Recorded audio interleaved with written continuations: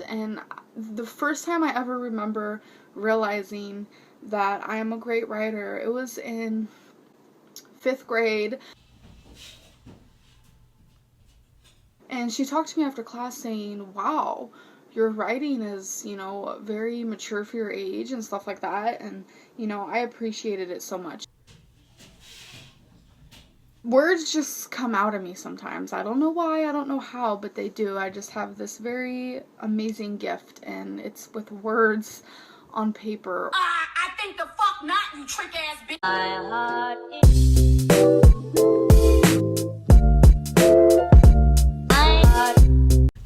What is up, guys? It's me, Tatiana, back in the new year. What is up? I hope you guys had an amazing year, and I hope you guys have an amazing decade. For today's video, we are going to be talking about Amberlynn Reid, but we're going to go a little further, more specific. We're going to talk about her Wattpad, in which has 3 projects. I think only one is completed because it's just a compilation of her poetry. The other 2 are incomplete. She never finished it. I mean, are we shocked? Because I'm not. I really wanted to read and analyze her writing and talk about it in a YouTube video. So that's exactly what I did. Hi, you're watching this on YouTube. How do I look? Do I look good? I really hope so. So let's jump right into it. If you don't know who Amberlynn Reid is, I don't have the time to explain who she is. She's a train wreck. Long story short, she's a train wreck, and she's very entertaining when you're watching her through other people who provide commentary on her.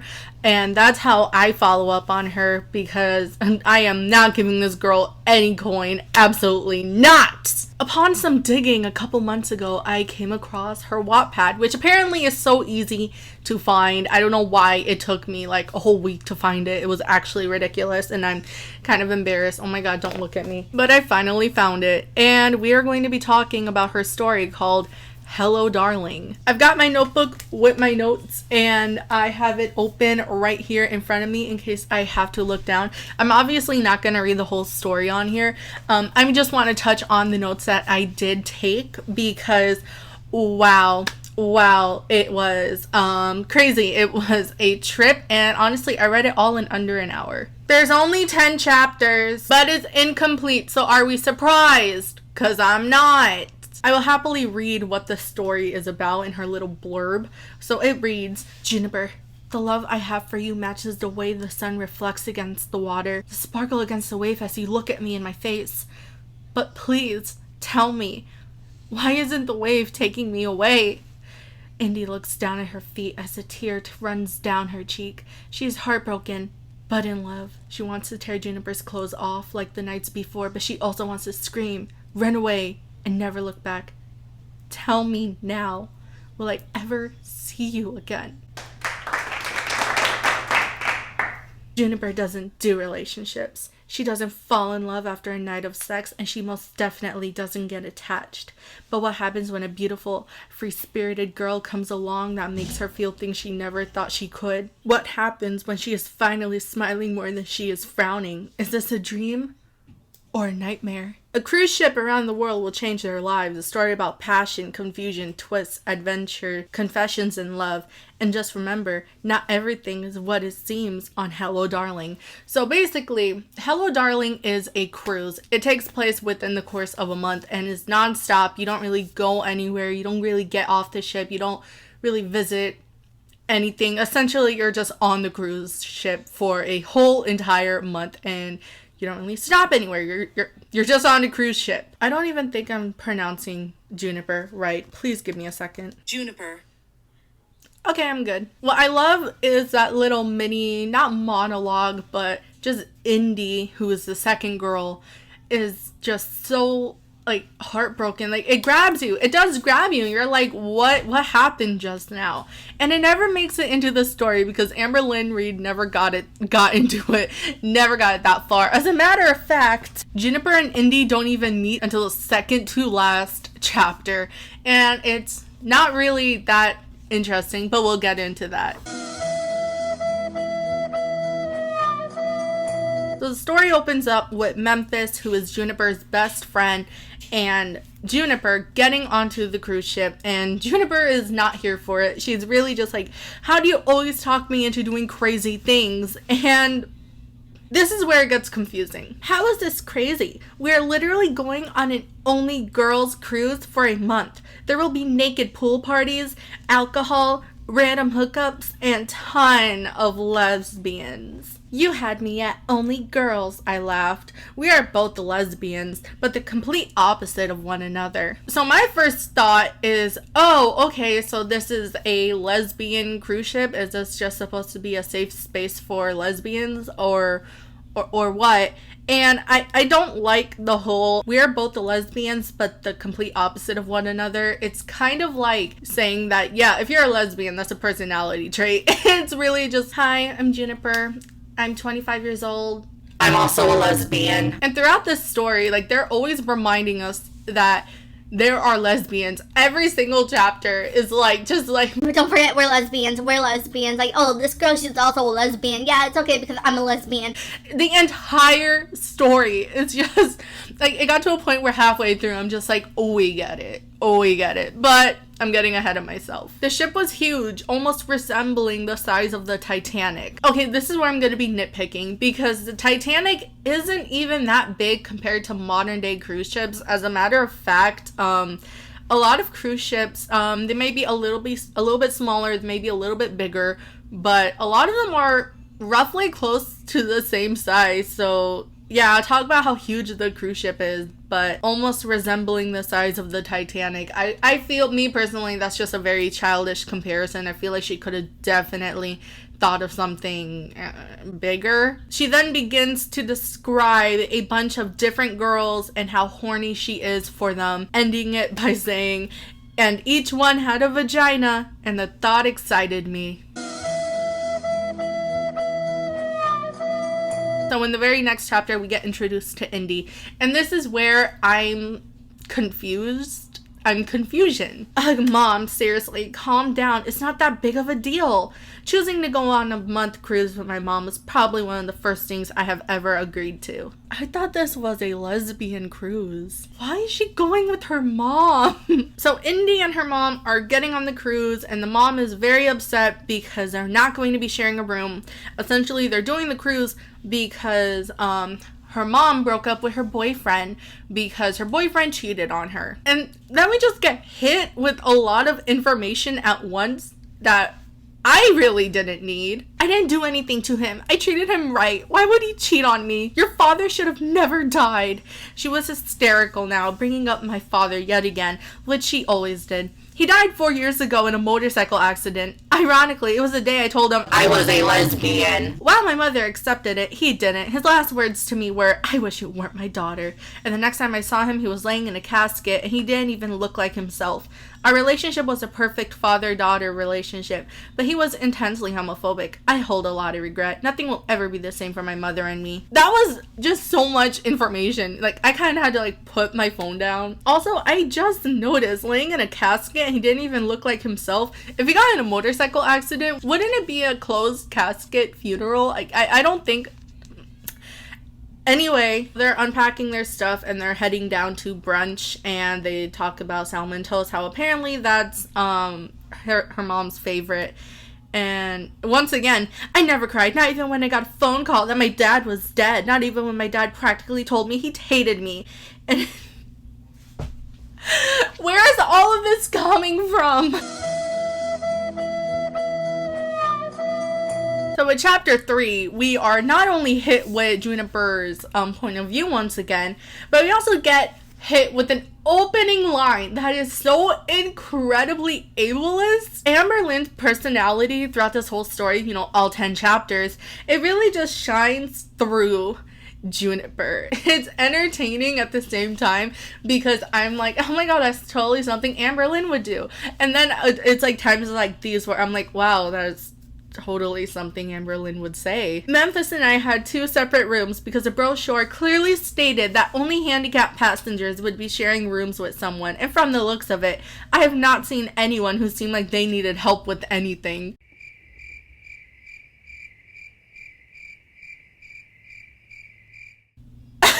It's just like when she's talking about motorized scooters and talks about how, yeah, even skinny people use them. Like, dude, not all disabilities are visible. I don't think she really just can't comprehend that. Like, she's dumb. She's just dumb. She goes on for a paragraph talking about the brunch buffet. Gathering our food, I noticed a girl who is overly attractive. Really? You couldn't think of any other adjective? You really couldn't think of anything else to say? You just said overly attractive and thought, yep, that's good, I'm gonna run with it. And this is where Amberlynn's personality like really shines through. The food here is heavenly, Memphis said as we both sat down. She got a bunch of fruit and some oatmeal. Not much of a meal, but whatever.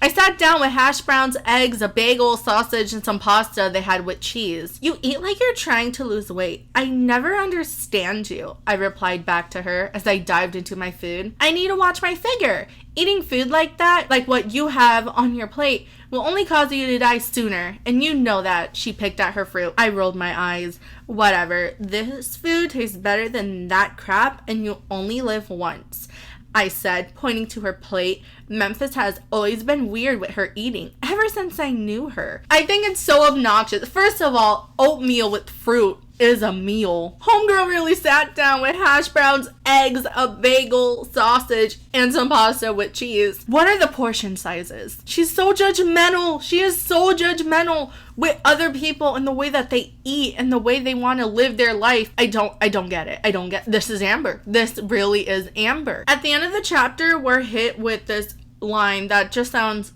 very, very familiar. I don't fall in love. I fall in lust. First, I don't make love. I fuck. I just love sex. I am a sexual person who enjoys making other girls feel good. Because she's a lesbian, guys. She's really out here just in the entire story trying to make lesbians out to just be so promiscuous and horn dogs. And I'm just like I'm not here for it. It feels weird that just being constantly reminded that these characters are lesbians, because that doesn't happen in normal fucking literature. You don't constantly remind the reader that they're lesbian. Sure, you can totally like hint at it, just like a little bit, like she caught herself accidentally staring at a girl. But just to blatantly say that, yeah, like, I'm a lesbian, don't you forget it. It feels so forced. Anyways, we're on to chapter 4. We just dive straight back in to Indy just oversharing information. I looked around and saw nothing but estrogen. It didn't bother me, since I was a lesbian after all. I just had...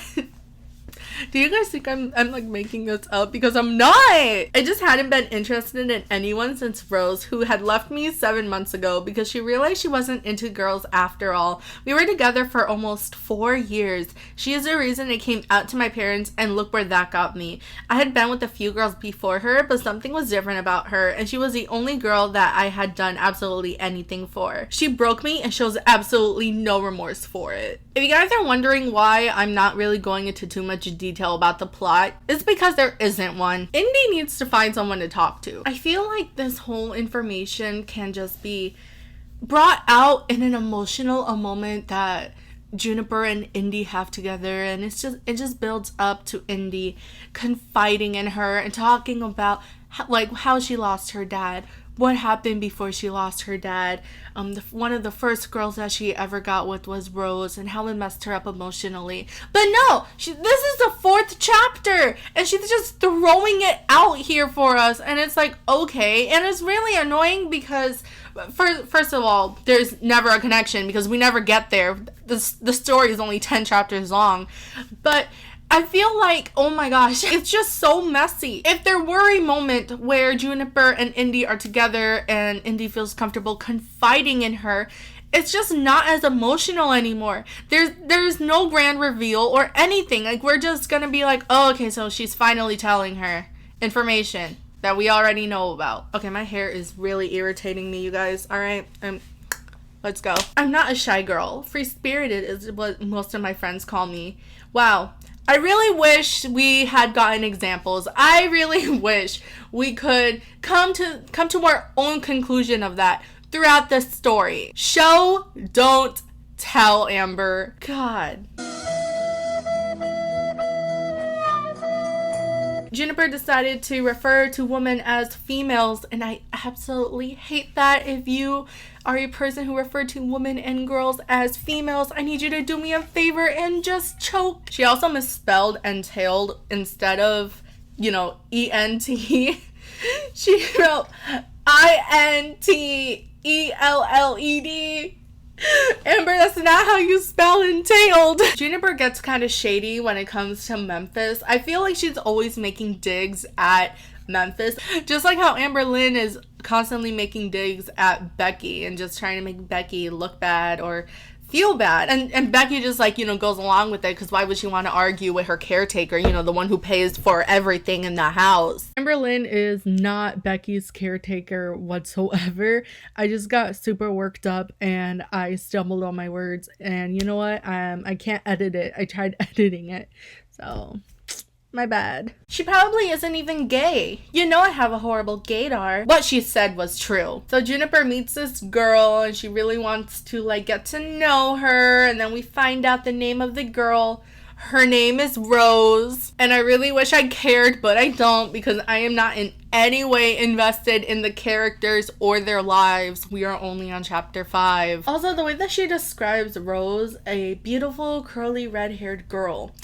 Where have I seen her before? I don't know. I feel like I just picture her. That description was so great. And her name is Rose. I wonder where she got that inspiration from. On a cruise ship, might I add.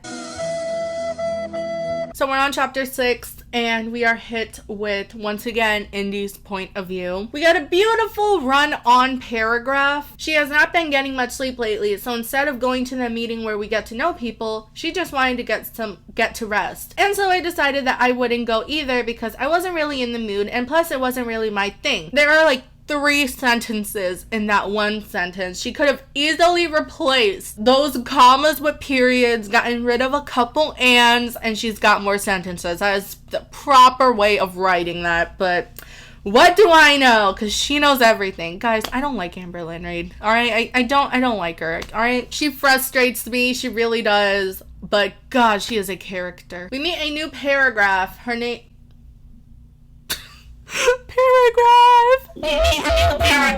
We meet a new character. So Indy decides to go out and sunbathe, I think out on the deck and whatever, and her name is Lilac. I know, there are so many nature names. It's so weird. I want to know why Amber chose that. But anyway, we are reminded that lesbians exist because Lilac happens to be one. Her friends get super riled up when Lilac goes up to Indy after she accidentally hits her with a beach ball.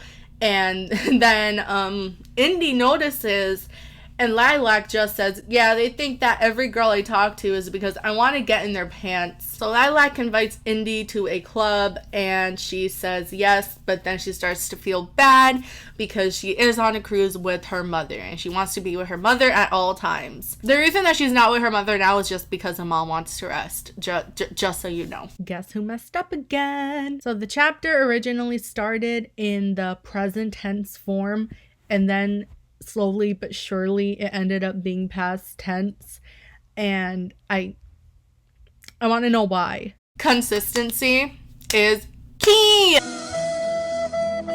So for chapter 7, I wrote down that Juniper is horny. Rose is gently touching her leg with her own, and Juniper is just getting really hot and bothered. Jesus Christ, Juniper, get it together. So Memphis meets a girl. Her name is Tanner. She's also a lesbian. There are a couple other people in the room, and they're doing this thing where they like get marbles in a bag or whatever.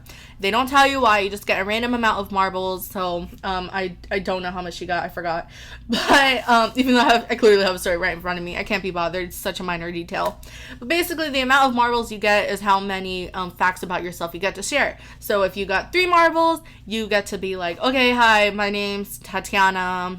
Piplup is my favorite Pokemon. Amberlynn Reid gives me stress, and I'm a YouTuber. 2 of the girls are actually twins, and apparently this is what I mean with how Juniper's character is just, I really do feel like it's how Amberlynn Reid wants to be. She wants to be promiscuous. She wants to be like sexy. She wants to be the center of attention. Noelle and Jordan were obvious twins. They both looked barely 18, brown curly hair to their shoulders, and they were both wearing matching outfits but in different colors. I hate when twins do that. Why does it matter? I really do feel like Amberlynn Reid just hates women. Like she hates anyone that she feels is the competition to her. For whatever reason, she decides to point out that the host, her name is Nancy. Nancy smiled, a middle-aged woman. A middle-aged woman who already had more gray hair than she needed to have and wrinkles to show she had a sad life, but tried her hardest not to show it. What? When it's Memphis's turn to share a fact, she decides to say, I'm a pillow princess. She just really had to like make this really sexual, and it's kind of uncomfortable. A pillow princess is a lesbian who prefers to be on bottom, on the receiving end, and that was definitely Memphis. But I was the opposite. Also, if you're wondering about Juniper's facts, she says that 1, she's left-handed. Just like someone else we know. Although I do use my right hand for certain things. 2, I was born with a heart murmur. 3, I love the ladies. I grinned and made sure Rose saw. I was not sure if Rose liked girls or not, but I definitely wanted her to know. Lesbians exist, guys. Don't you forget it. Chapter 8, literally nothing happens. Nothing happens in chapter 8. She is just getting ready to go to the club. The only thing I felt was noteworthy for this fucking chapter was that she decided to talk about how she's not conceited in any way.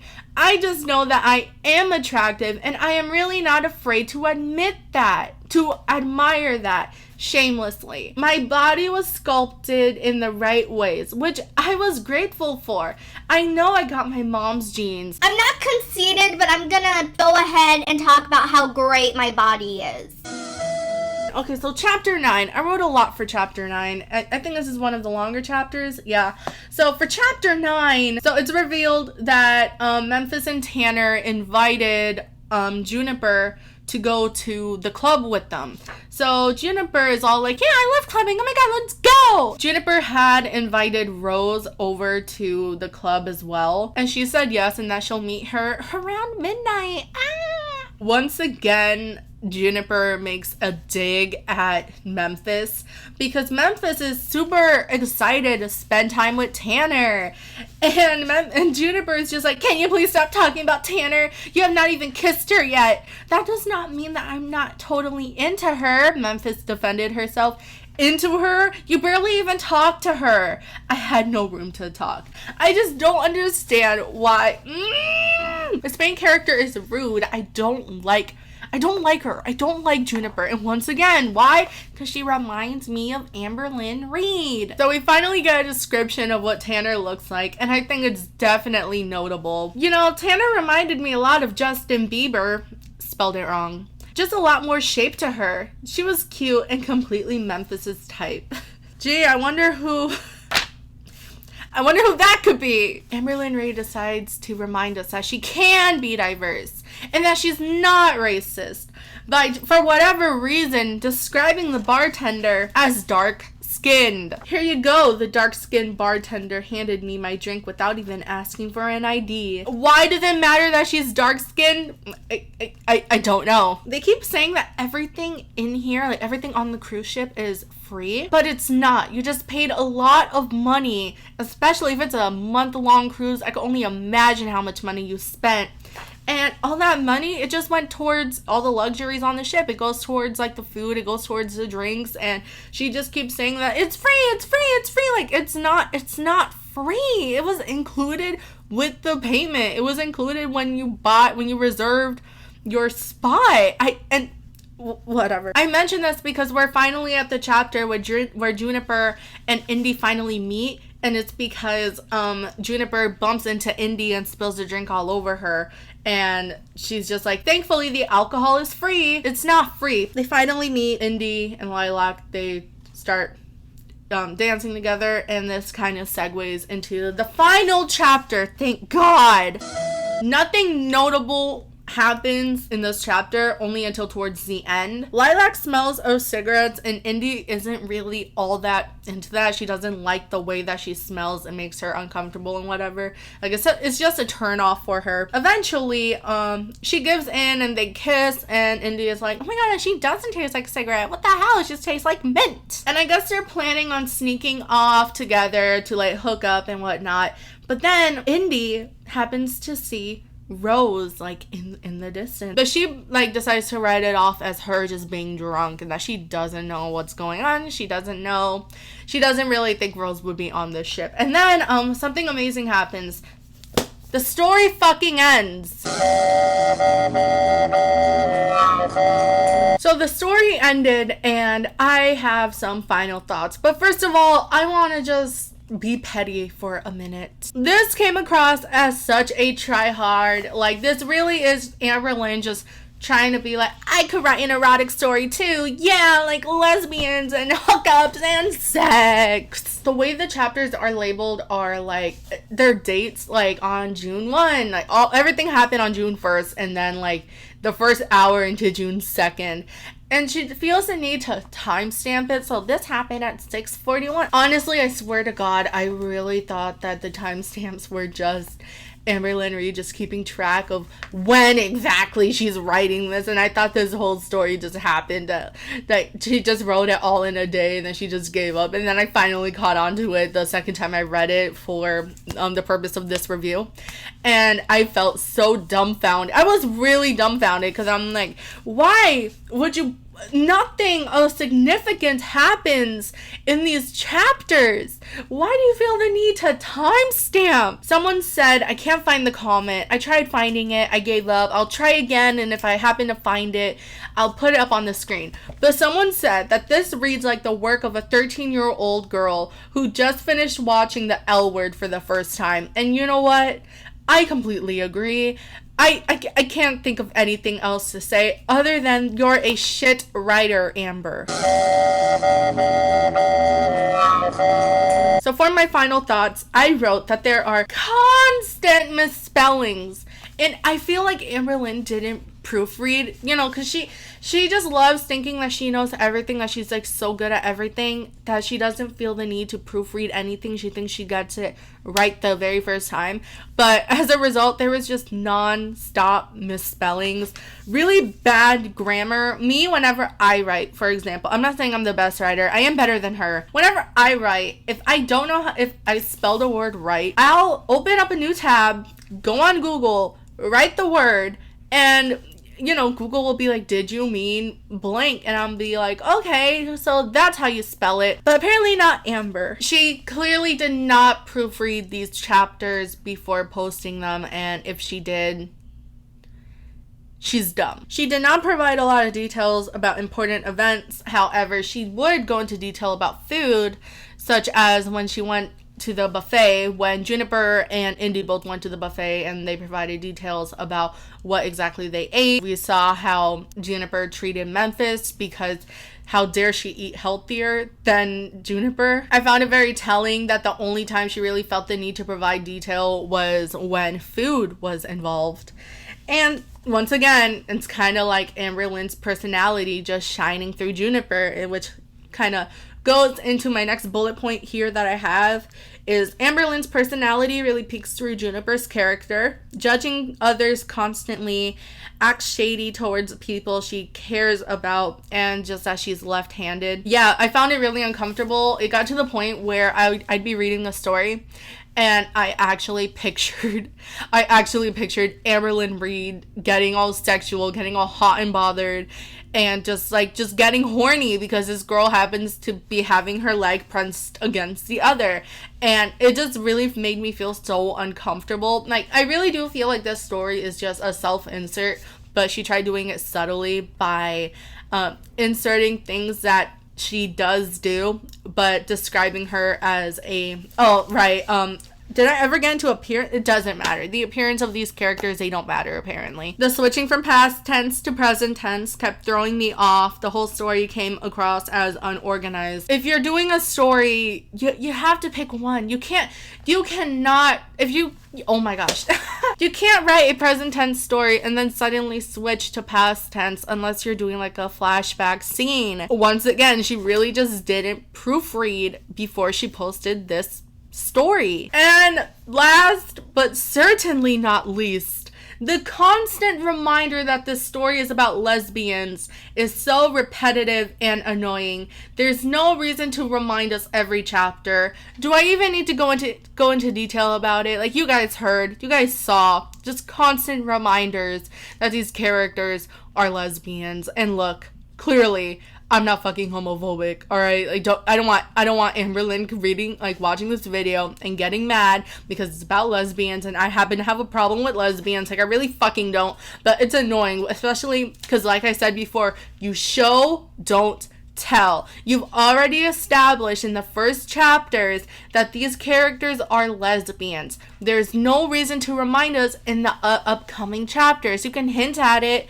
if it adds to the story, but it really doesn't do anything to just constantly repeat. All it does is make me feel irritated. You're not giving me any new information. Give me new information. Oh, actually, that's not the last bullet point. The last bullet point reads, it's incomplete. This story, I really want to read her next story, but the problem is it's 91 chapters long, so that, like, I'm not saying I'm not going to do it. I'm definitely going to do it, but it is 91 chapters long. I need you guys to give me time because that's going to have to be a 3 or 4 part series on my channel. Like, yeah, I'll do it. I'm totally going to do it.